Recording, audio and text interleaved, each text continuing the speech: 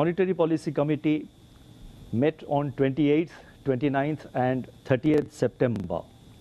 Based on an assessment of the macroeconomic situation and its outlook, the MPC decided by a majority of 5 members out of 6, and you guessed it right, to increase the policy repo rate by 50 basis points to 5.9% with immediate effect. Consequently, the standing deposit facility, that is SDF rate, stands adjusted to 5.65%, and the marginal standing facility, that is MSF, and bank rate to 6.15%. The MPC also decided by a majority of 5 out of 6 members to remain focused on withdrawal of accommodation to ensure that inflation remains within the target going forward while supporting growth. I would now like to explain the MPC's rationale for its decisions on the policy rate and the stance. The global economic outlook continues to be bleak. Financial conditions are tightening and recession fears are mounting. Inflation continues to persist at alarmingly high levels across jurisdictions. The enduring effects of the pandemic and the geopolitical conflict are manifesting in demand-supply mismatches of goods and services. Central banks are charting new territory with aggressive rate hikes, even if it entails sacrificing growth in the near term. In this milieu, nervous investor sentiments have triggered a flight to safety. The US dollar has strengthened rapidly to a 2-decade high. Several advanced and emerging market currencies are facing sharp depreciation pressures. Emerging market economies, that is EMEs in particular, are confronted with challenges of slowing global growth, elevated food and energy prices, spillovers from advanced economic policy normalization, debt distress, and sharp currency depreciations. Now, against this challenging global environment, economic activity in India remains stable, and that's a very refreshing point. It gives us the confidence of even dealing with the current challenge which we are confronted with. While real GDP growth in the first quarter this year turned out to be lower than our expectations, nonetheless it was 13.5 and perhaps the highest among the major global economies. So the real GDP growth in the first quarter, the late recovery in Kharif sowing, and the comfortable reservoir levels that we have at present, improvement in capacity utilization, buoyant bank credit, and government's continued thrust on capital expenditure are expected to support aggregate demand and output in the second half of the current year. Consumer price inflation remains elevated and above the upper tolerance band of the target due to large adverse supply shocks, some firming up of domestic demand, and the spillovers from global markets. The recent correction in global commodity prices, including crude oil, if sustained, may ease cost pressures in the coming months.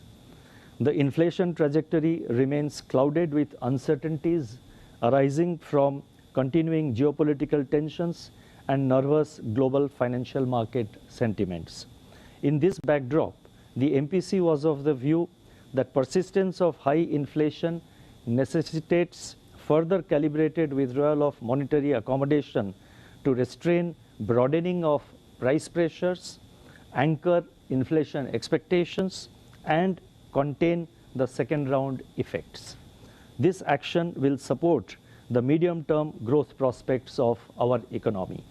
Accordingly, the MPC decided to increase the policy repo rate by 50 basis points to 5.9% and to remain focused on withdrawal of accommodation while supporting growth. Now, let me step back a little and elaborate on our monetary policy stance. Monetary policy had moved from neutral to accommodative stance in June 2019. At that time, repo rate was 5.75%, Headline CPI inflation was hovering around 3% and was expected to be in the range of 3.4 to 3.7% in the second half of 1920. And liquidity was in deficit mode with an average daily injection of 0.3 lakh crore in May 2009 under the Liquidity Adjustment Facility, that is LAF. Today, inflation is hovering around 7%, and we expect it to remain elevated at around 6% in the second half of this year. Liquidity remains surplus with average daily net absorption of rupees 1.1 lakh crore under the LAF in September 2022, and this is up to 28th September. As government expenditure picks up on the back of high GST and direct tax collections, the system liquidity will go up further. Thus, even as the nominal policy repo rate has been raised by 190 basis points so far, including the increase that we have effected today, the policy rate adjusted for inflation trails the 2019 level.